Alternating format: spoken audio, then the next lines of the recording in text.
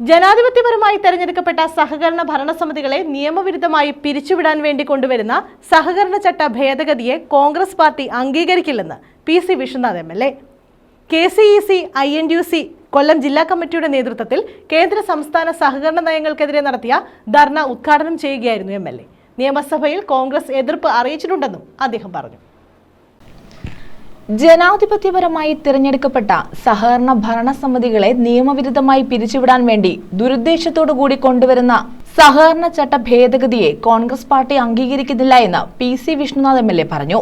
കെ.സി.ഇ.സി. INTUC. Kollam ജില്ലാ കമ്മിറ്റിയുടെ നേതൃത്വത്തിൽ കേന്ദ്ര സംസ്ഥാന സഹകരണ നയങ്ങൾക്കെതിരെ നടത്തിയ പ്രതിഷേധ ധർണ ഉദ്ഘാടനം ചെയ്തുകൊണ്ട് സംസാരിക്കുകയായിരുന്നു എം.എൽ.എ. സഹകരണ പ്രസ്ഥാനങ്ങൾക്ക് ജന്മം നൽകിയ ഒരു നാടാണ്. ആ കേരളത്തിലെ സഹകരണ പ്രസ്ഥാനങ്ങൾ ഇന്ന് പലതരത്തിലുള്ള നിലനിൽപ്പ് പ്രതിസന്ധികൾ നേരിട്ടുകൊണ്ടിരിക്കുകയാണ്.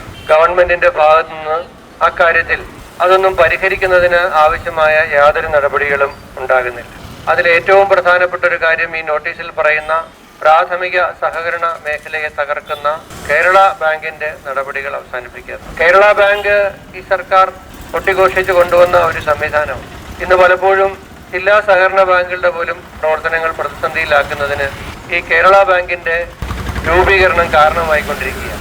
ഒന്ന്, ജില്ലാ സഹകരണ ബാങ്കുകളായി നിലനിന്ന സമയത്ത് ജില്ലാ സഹകരണ ബാങ്കുകൾക്കുണ്ടായിരുന്ന ഒരു സ്വാതന്ത്ര്യവും ഇപ്പോൾ കേരള ബാങ്ക് ആയതിനു ശേഷം സഹകരണ മേഖലയിൽ ലഭിക്കുന്നില്ല എന്നുള്ളതാണ് സത്യം. ഇക്കാര്യത്തിൽ നിയമസഭയിൽ എതിർപ്പ് അറിയിച്ചിട്ടുണ്ട് കോൺഗ്രസ്. നിയമ ഭേദഗതി തുടർന്നുകൊണ്ട് പോകാനാണ് സർക്കാർ തീരുമാനമെങ്കിൽ സഹകാരികളെ മുൻനിർത്തി വലിയ പ്രക്ഷോഭത്തിന് UDF തുടക്കം കുറിക്കുമെന്ന് അദ്ദേഹം കൂട്ടിച്ചേർത്തു.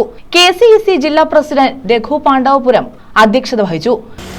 കൊല്ലം ജില്ലയെ പോലെ തൊഴിലാളിവർഗ പ്രാതിനിധ്യമുള്ള ഒരു ജില്ലയിൽ ഒരുപക്ഷെ കഴിഞ്ഞ കാല രാഷ്ട്രീയ ഓർമ്മകളൊക്കെ വിലയിരുത്തുന്ന ഇടതുപക്ഷ സഖാക്കൾ അടക്കമുള്ള ആളുകൾ വളരെ ആശങ്കയോട് പരസ്പരം പറയുന്ന ഒരു കാര്യമുണ്ട്. കുണ്ടറയിൽ നിന്ന് ശ്രീ പി.സി. വിശ്വനാഥ് എം.എൽ.എ. ജയിച്ചതിൽ ഞങ്ങൾക്ക് അപ്പോഴുണ്ടായിരുന്ന ചെറിയ അഭിപ്രായ വ്യത്യാസങ്ങളൊക്കെ ഉണ്ട്. പക്ഷേ ഇപ്പോൾ ഞങ്ങൾ നേരിടുന്ന വെല്ലുവിളി കേരള നിയമസഭയിൽ കടൽ പ്രക്ഷോഭത്തിന്റെ മുദ്രാവാക്യം ഉയർത്തി കടന്നു വന്നയാളാണ്. ഒരുപക്ഷെ നിങ്ങൾ ഓർക്കുന്നുണ്ടാവും, അന്നത്തെ കുണ്ടറയുടെ ഇടതുപക്ഷ സ്ഥാനാർത്ഥിക്കെതിരെ ബഹുമാനായ നമ്മുടെ പ്രിയപ്പെട്ട എം.എൽ.എ. ഉയർത്തിയ ഒരു അഭിപ്രായമുണ്ട്. Kallada Vijayan, O B. Rajesh, D. Geethakrishnan, Unnikrishnan, Anand Brahmanand, Kurippally Saleem, K R. Mini, Santhosh Kundara, Srinivasan, Azad Ashtamudi, Mohanan, Satheesan, Thajunisa എന്നിവർ പങ്കെടുത്തു. News bureau, Kundara.